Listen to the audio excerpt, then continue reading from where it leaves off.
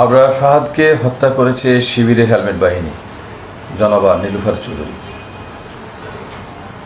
ক্ষমা না চাইলে আইনি ব্যবস্থা, ছাত্র শিবির। ইতিপূর্বে তিনি আরও বলেছিলেন, হেলমেট হাতুড়ি বাহিনীর বিচার হলে শিবিরের কেন বিচার হবে না। তাছাড়াও জাকসু নির্বাচনের আগে এই অভিজ্ঞ পার্লামেন্টারিয়ানের একটা ভিডিও ভাইরাল হয়েছিল।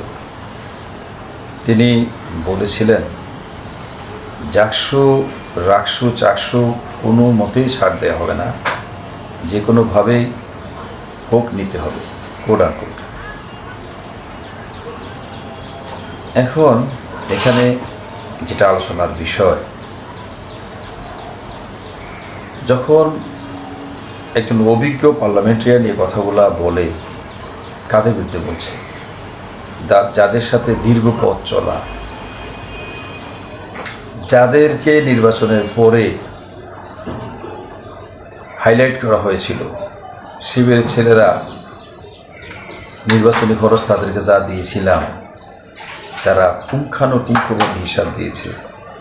অতিরিক্ত টাকা বাঁচার পরে সেটা এনে আমাদের হাতে দিয়েছে, যেটা আমাদের দলের ছেলেদের পক্ষে আমরা আশাও করতে পারি না। এই যে শিবিরকে ভালো বলে তখন তুলে ধরা, শিবিরের ছেলেরা বেইমানি করে না, যখন যা করতে বলা হয়েছে নির্বাচনী এলাকায় তাই ঠিকভাবে তারা কাজ করেছে।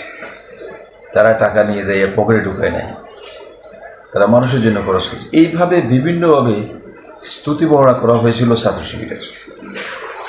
আমরা দেখলাম বিএনপি মহাসচিব মির্জা ফখরুল ইসলাম আলমগীর সাহেব তার একান্ত মিটিংয়ে ছাত্র শিবিরের সুনাম করেছিলেন।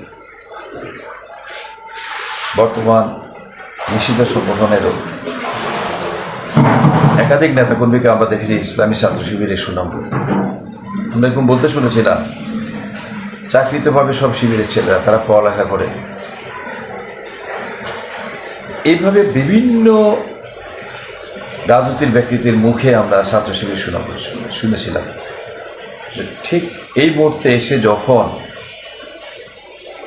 ছাত্র শিবিরে যদি হেলমেট বাহিনী বানানো হয়, যখন বলা হয় হেলমেট বাহিনীর বিচার হলে শিবিরের হবে না কেন, যখন বলা হয় আবরার ফাহাদকে হত্যা করেছে শিবির, সেখানে আসলে একটা প্রশ্ন তো এসে যায়, তাহলে কি যারা আবরার ফাহাদকে হত্যা করেছিল, যারা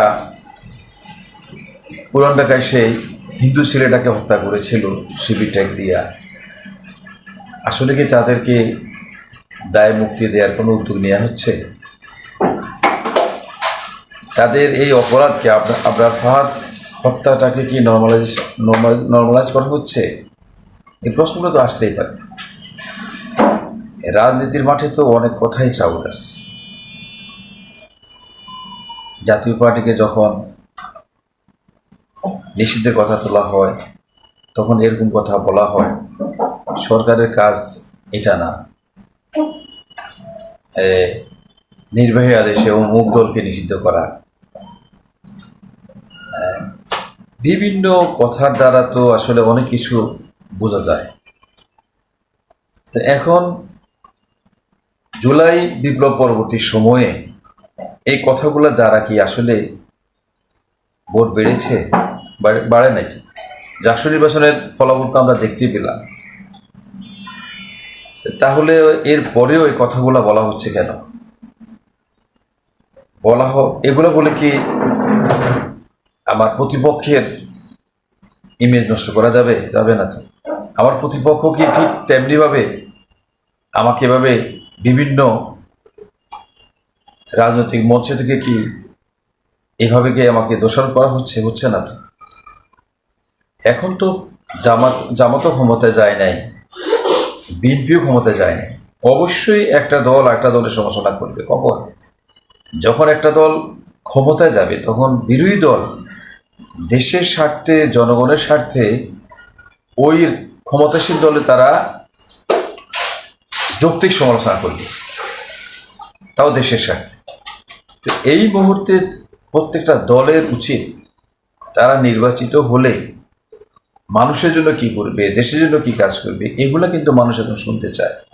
কারণ এখন সামনে যদি নির্বাচন হয় আল্লাহ রহমতে, এই নির্বাচনে অমুক দলকে ঠেকানোর জন্য অমুক দলকে ভোট দেব, আমার মনে হয় এরকম চিন্তা করে একজনও ভোট দেবে না।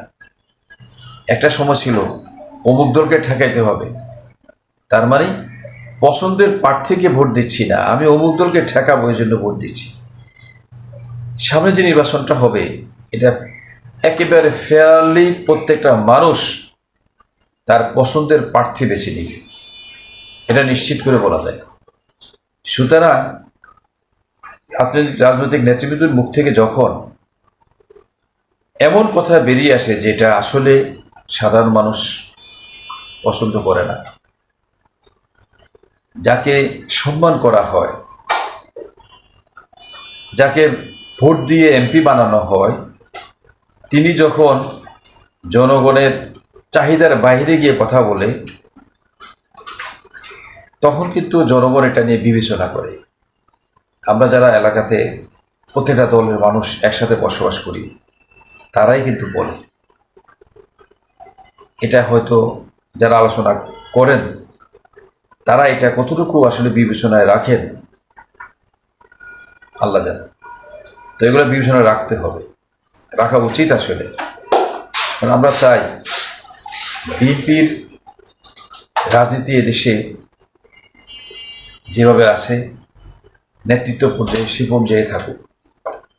জামাত ইসলামের রাজনীতিও তারা তাদের মতো করে করবেন, কিন্তু সবাই মিলেই কিন্তু বাংলাদেশ, প্রত্যেকেই কিন্তু বাংলাদেশপন্থী। সবাই ভালো থাকবেন। ওমা তৌফিক।